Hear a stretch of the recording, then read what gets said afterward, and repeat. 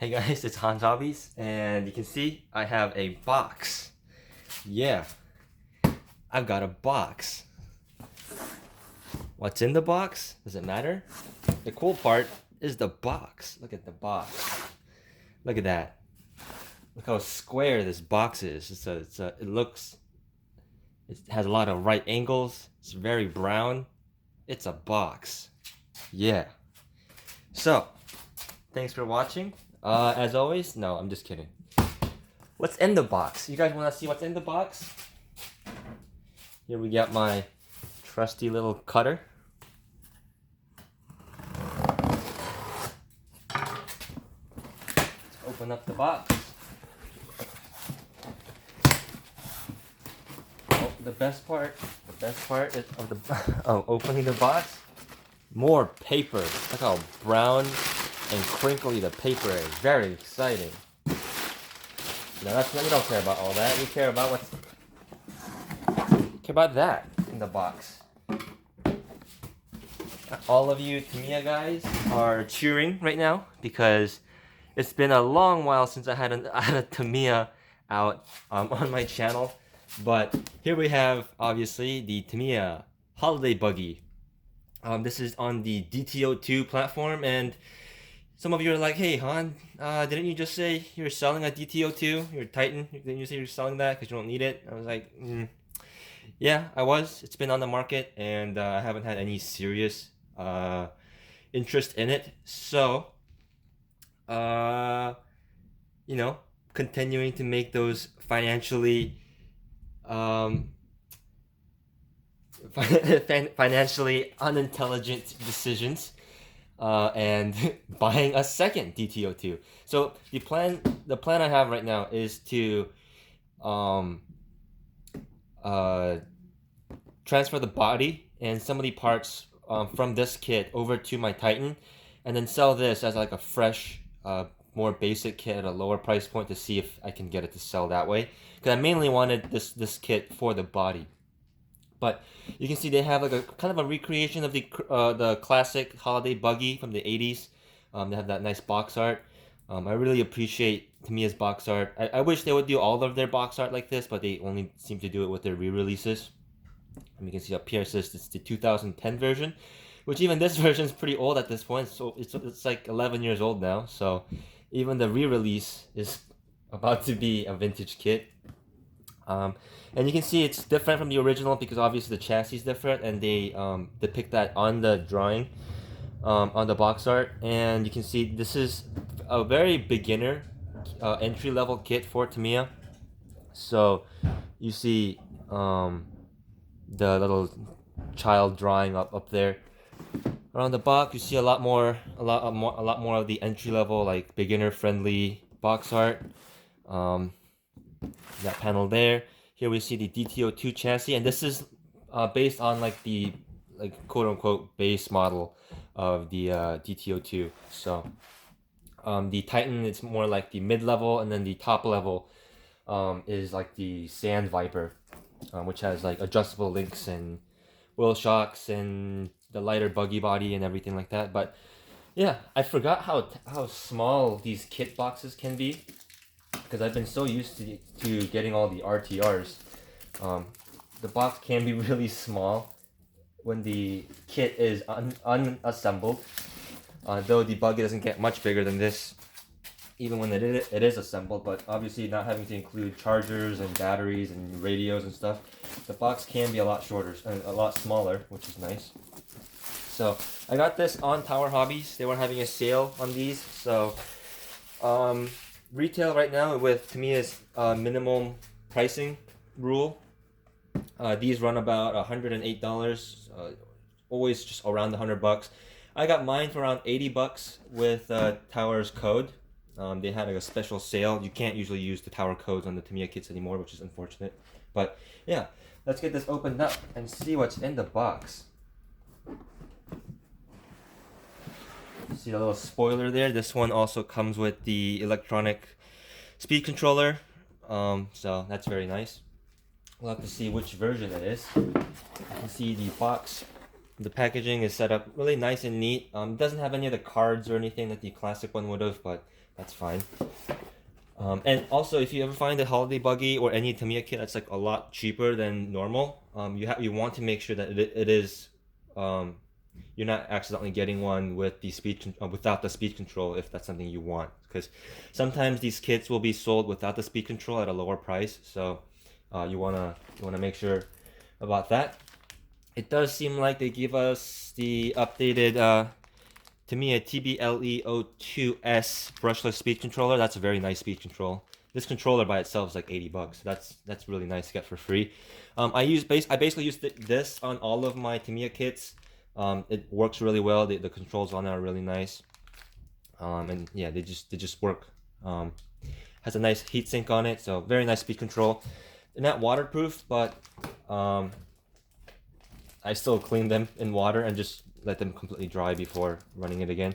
Here's the unique part for the holiday buggy. One of the unique parts has the 380 motor like adapter piece, some of the body mounts, and this is the rear body mount here. It's like a recreation of the classic one. So this is the parts tree you want for your DTO2 Titan. If you want rear body posts instead of having the single one, this is the part you would want to get. This is the I believe it's the H part. Yeah, it's the DTO2 Holiday Buggy H part if you're ever looking for that for your Titan. Here we have the bag of gears, the servo saber, and the horn, their friction shocks, because this one does have the friction shocks, not the oil shock. It is the beginner model. The tires, wheels and tires come pre-mounted because just to be a little bit more friendly for beginners. Also, these Tamiya buggy tires tend to be really stiff on the shoulders and tend to be a little bit on the hard side to get on, so that's nice that they pre-install it for you. This is the really knobby tire, and the yellow wheel looks nice. Here we have the fronts, which are also pre-mounted. The fronts are they're the more aggressive, like thinner blades, instead of having the more flat on-road style buggy tire that they include on stuff like the Rising Fighter and stuff like that. Over here we have more chassis parts. This looks like shock towers.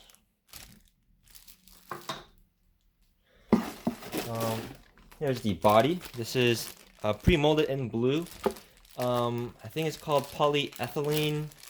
It's not ABS or anything like that, so it is very flexible and should be very durable. It's made of like a recycling bin or like a trash can, like a garbage bin, like outdoor garbage bin kind of plastic. So very flexible, very durable. But unfortunately, you cannot paint this. So if you want to paint it, you have to chemically treat the body and do some other stuff to it, heat treat it and stuff like that. So very difficult body to paint, but personally I do like the blue, so that works out for me. They also used to have a red version out, but that one has been discontinued. The driver head and the hat are pre-painted and pre-packaged. You can see the only part you have to paint yourself are the eyes, which I guess makes sense, but also that's arguably the hardest part to paint. But that is nice that most of the head and hat and stuff are pre-painted. Here we have some more of the body parts or the interior, which you have to paint yourself, ironically. And then the gas cans and the roof for the body is ABS, so you have to paint the roof. I will personally be keeping mine in white just for the color scheme I'm going for. Also, it's too cold out here to be painting anyway, so I don't really want to paint. Here's the main chassis, just the typical DTO2 chassis, really nice. Basic chassis, but nice and sturdy. Here we have the arms, some of the arms. And then there should be another set of arms. Here we go, here's the rear arms and some of the other parts. We have the battery tray, and then the battery strap, and the cover, and the bumper, and some other body mounts and miscellaneous parts on here. We have the rear knuckles right here, and the transmission pieces, the transmission housing pieces. And finally, the drive cups and drive shafts, which this one comes with the thick plastic ones, which some people don't like. I personally don't mind these. They're plenty durable, and I think they work fine. The higher tier versions of the DTO2 will come with metal drive shafts instead of these plastic ones. And then just some paperwork in here, and finally there's decals in here as well, and then always your trusty little antenna tube. Here we have the decals, which I will not be using because I ordered MCI decals to go with this for my different color scheme. But that does look really nice. I might use that on something else later. Here we have the manual, which has the box art on it, and as well as some beginner friendly like tips and stuff. And yeah, nice big manual, nice clear manual, like as always, just a typical, very nice Tamiya manual. So that's very good to see. So that's everything that's in the box. I will get this built up just as stock, just to show you guys what it will look like when you assemble it out of the box. And then I probably won't ever run it. I'm going to transfer the parts I want to my old DTO2 and keep that one, and maybe try again at selling a DTO2 with this one. So we'll see how all that stuff goes. As you can probably tell, it's nothing like, none of this is like set in stone. So it's kind of tentative, but that's the plan for right now. So look forward to the build for this, or the finished build for this, and all the other RC videos coming out. A lot of you Tamiya guys have been begging me for more Tamiya videos, and you can see I am delivering with the Blackfoot video and as well as this video. So more Tamiya videos coming out for you guys, as well as more Red Cat and other RC videos. So if you guys want to see that, you can subscribe, comment down below, give me a like, all that good YouTube shenanigans, and I will see you guys next time.